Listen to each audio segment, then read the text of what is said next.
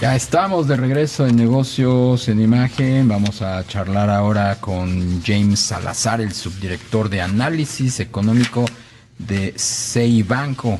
Los especialistas prevén menor crecimiento y más inflación, de acuerdo con la encuesta del Banco de México. ¿Cómo estás, James? Gusto en saludarte. Hola Darío, igualmente un gusto estar aquí contigo en tu programa. Oye, pues el panorama se ve bastante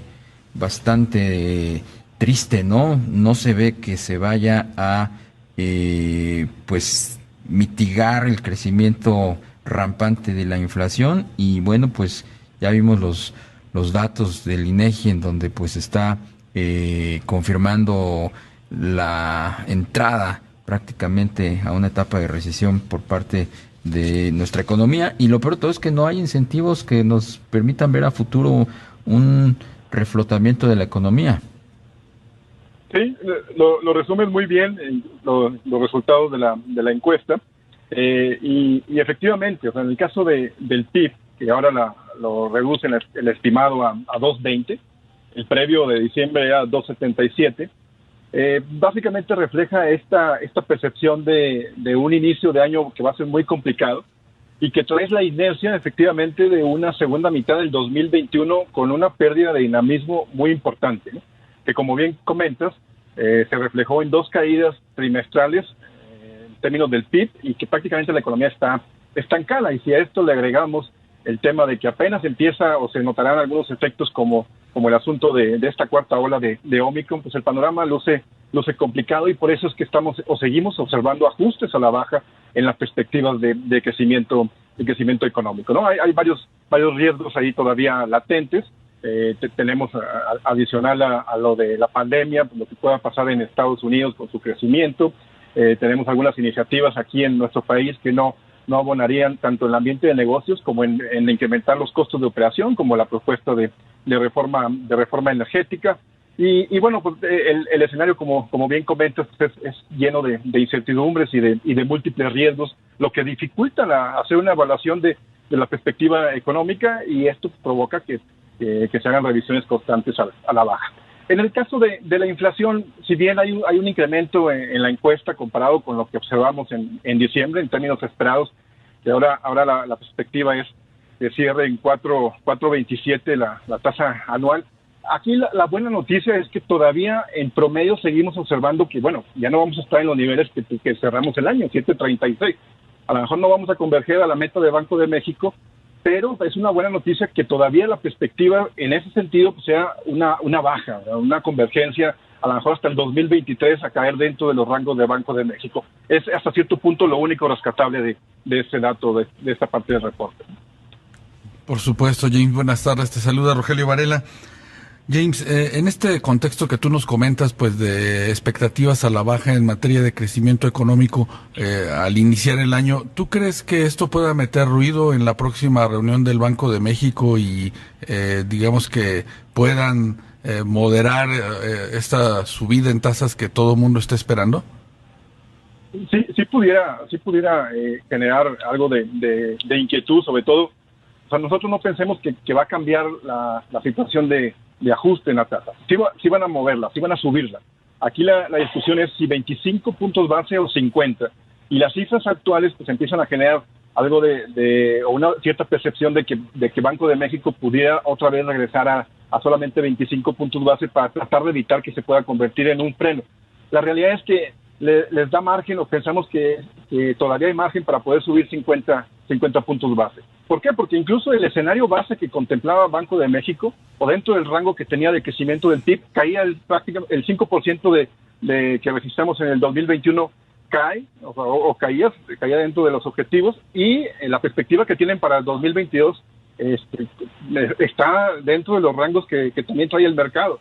Entonces, sí le va a meter algo de ruido, va a ser una decisión en la que vamos a estar muy atentos, sobre todo por la cuestión de que sería la primera de la nueva gobernadora. Nosotros incluso pensamos que le serviría como para mandar un mensaje muy contundente de separación completa o por estas posibles dudas con el Ejecutivo, y debería de subir 50 puntos base, pero sí está muy dividido en cuanto terminaría siendo el monto del incremento, ¿no?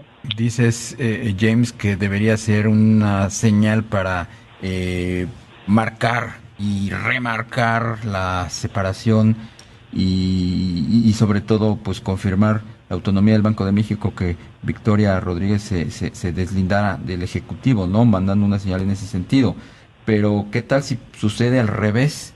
¿Qué tal si se empeña el Ejecutivo en transitar hacia ese mandato dual y meter al Banco de México como pivote para pues dinamizar la economía con sus Sí, decisiones? claro, digo, el riesgo siempre está latente. Aquí afortunadamente todavía, bueno, había que esperar las señales y es una junta de gobierno, son varios integrantes, no es solo, en este caso, la gobernadora. Hay un problema ahí de discusión de parte del Ejecutivo de entender a bien las implicaciones de la política monetaria. La realidad es que difícilmente puedes tener incidencia en crecimiento, sobre todo en el mediano y en el largo plazo.